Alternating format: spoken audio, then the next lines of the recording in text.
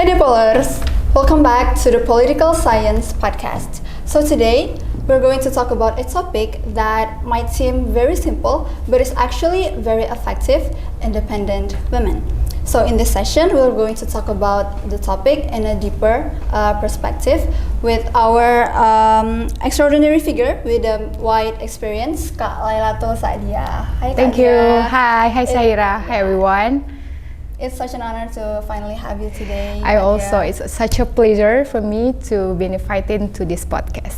Okay, so Kak Dia, as what I heard, you are you were formerly worked at Shopee, and you. Oh, that's that Traveloka actually. Oh, Traveloka. Okay, pardon me. And then you are a former flight attendant in Saudi Airlines. Yep. And now you are an active influencer and also a mother. Is that true, Kak Dia? Yeah, a content creator actually. Yeah. Okay, that is very impressive actually. Thank you. Okay, so moving on. About all these journeys, all these experiences that you had before, after everything you've gone through, whether it's work, academic, or even social media itself, what does being an independent woman truly means to you, Kak Dia? All right. Well, independence means that you are not shaping but by what the social needs or by what the economic or financially thing that actually needs you to be, but it's actually the thing that it's your call, that's yourself, that become within you. So that's actually the independent means to me. So it comes within us. Yeah, that's the true. If you talk about independent, that might some people think that when you got to be a successful woman, you got a good career, it means that you are independent, right? Yes. But somehow we are shaping by the financial status or the social expectation that lead us to be that person, right? So actually that's not something that you really want to have, but it's something that pressure you to have it. So that's not the independent means by me, but the means of independence for myself is actually when I can choose and make a change by my own thought and by my own perspective. So that's the thing. Okay, so as we mentioned before, your career journey has been very diverse, from the corporate world to aviation, and then you becoming an influencer yourself. So what motivates you to take such a bold steps? Well, I cannot deny that as I start my career is actually influenced by some factors. One of them is that financial stability of my family. So the fact that in my mind that time, whenever I wanted to apply for the job, I just wanted to get money. So that's the thing. By the time when I feel like I got enough money for me to save, for me to invest, I feel like I have a freedom to choose.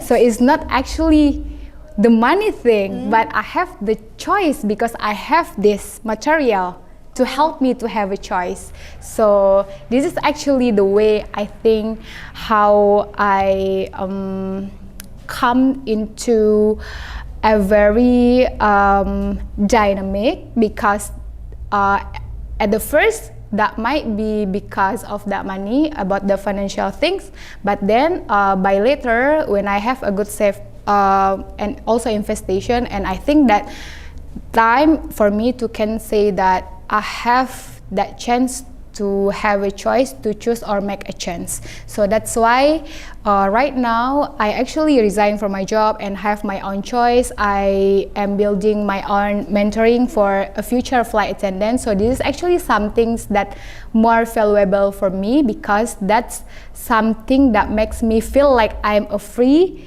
from any other structural things or any other perspective. Sorry. Okay. So yes, I am totally agree, because the chances, the choices that we made aren't entirely free. So it came with an obstacles and any other struggles. Yeah, that's true. So looking at our reality right now in this society, work tends to be seen as a person's identity. So by your opinion, does work actually give us more freedom, or does it make us more dependent on a social system that we can't control by ourselves? Okay, this is interesting question.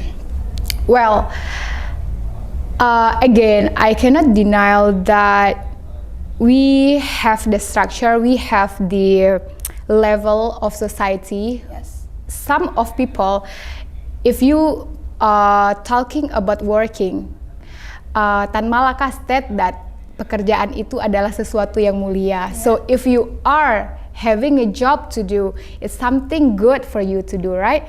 And if we wanted to see how that job or the works can liberate a woman, you have to see on some level of this woman itself. The first thing, as we know that Karl Marx say in the materialistic theory, when that in that time in the revolutionary industry in 19th century, I guess that the society is like pyramid, so you can see from the poor, middle, and also rich. But right now, I think the society is more like in the middle, right? We have poor, but it's not that much. Like kaum tertindas itu tidak sebanyak yang dulu gitu. Jadi kalau misalnya kita mengatakan if you wanted to job for that liberation, it's actually true for them to become or two person who wanted to get into a new level. But for some people, they might have no choice. They need to work, and sometimes work it can change your social status. Karena bagi sebagian orang bekerja itu mungkin adalah keharusan gitu. So it's not a freedom for them, it's needs for them. And it comes liberate you when you have into a certain point, then for you can make a choice. So I think it's need a step for you to have that choice. So it is a state, yes. Okay.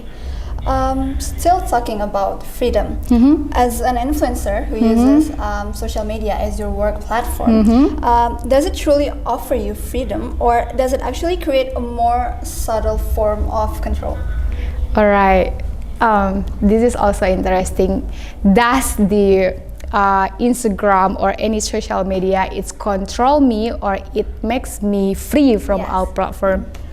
Well, again, right now in this reality, if you wanted your content read by algorithm, so you need to follow the trend, right?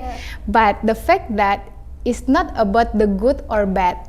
It's not like you are following the trend, it's mean you are bad, and you are not following the trend, it's mean you are good.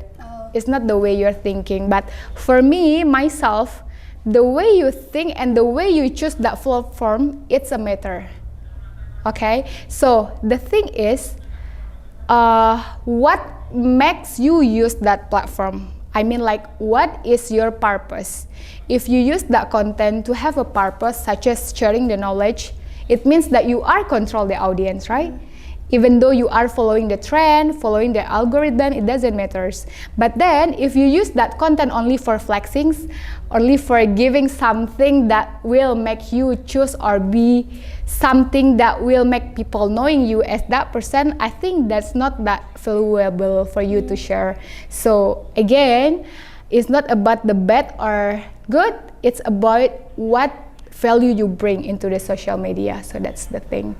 But still talking about the algorithms and audiences, being an influencer means that you have to follow the algorithms and the audiences, right? So what if the algorithms and audience have expectations, since you have to be active in social media? Is it more stressful for you to handle? Okay, if we're talking about stress, it means that we have such as expectation for us to accomplish, right? But if you start the social media, it's for you to influence people during the content or creating content to bring a value. I think it's not going to make you stress, because you love and you enjoy to share that knowledge, right? So whenever people give you like 5 or 10, you don't care because you share that value. So you are actually not accomplish any missions in order for you to get being well known in society, but the more you want it to bring is the value that you want to share. So I think that's the matters. But since you work, your work is flexible, what about the working hours, since it have no boundaries about the working hours? Well, that's pretty good for me. My job is very flexible. I can take care of my son, I can take care of family, and also doing my job. But the fact that I'm sure it's a privilege for me to have such a things, because at the moment, maybe for some women or some women outside, they need to go to work, they need to go to 9 to 5, and there is overtime and everything that input them into a structure that actually pressure them, right? But for me, because before I buy into that system, because I am a flight attendant, I'm following the rule and everything. But right now, it's such a privilege for me to exit that structure. It means I'm step out. It doesn't mean that I'm step out from that capitalism, but I'm using that popularity, my capital, and everything for me to make a change. One of the changes that I can make is that mentoring platform where I can bring more up girl to get into another level of the time. And that time, I always believe that when the girl already fulfill their what you call this kewajiban utama atau kehidupan utamanya, when it all accomplished, so they can think about others. So I always believe about that. So the thing that I do with my mentoring platform is that I bring more women to get a very settled life for them, and then after they are settled with themselves, they can think about others. So that will more and more and more. So that's actually the value. That is impressive. Thank you. Well, yeah, so you do your job, and it is a privilege, and you love doing your job. So I think that is the most important things, that you love what you're doing. Okay. Yeah, I really love it so much. Yeah. You live. It's quite a journey. I think it's quite an experience living your life as an influencer. Do you mean that is that a good experience or what? Yeah. Well, it's actually unpredictable, because I actually don't like sharing that much, but my husband encouraging me, because right now there's a lot of platform that we can share anything, right? Especially right now, you can tell the world everything, you can be that point of that influencer. But right now, me and my husband, we discuss about this, and we decided to be that influencer to give more value, because I think it's not that much people that can bring value, sharing about books, talking about self-development in this platform. So that's why. So, by the way, I must say your English is very good. So No, not that good. Yeah. So I heard you once led English club on your during your undergraduates in political science. Is that true, Kak? Oh, if I'm not mistaken, you can correct me if I'm wrong. It's actually built up way before, but we, the generation in 2013, we activate again that club. So the fact that I know very well that the world needs people to speak in English, because English is a very common language for right now. So I'm thinking that if I'm not start in this time, so when is the time else, right? I think that's actually the thing that why I wanted to activate again. So that's it. Good. So you undergraduate studies in political science, and then you have finished your master's in public policy. True. Okay, so from this whole academic journey, do you see education as a tool to liberate oneself to the social system, or is it a tool to adapt and survive within it? Okay. Well,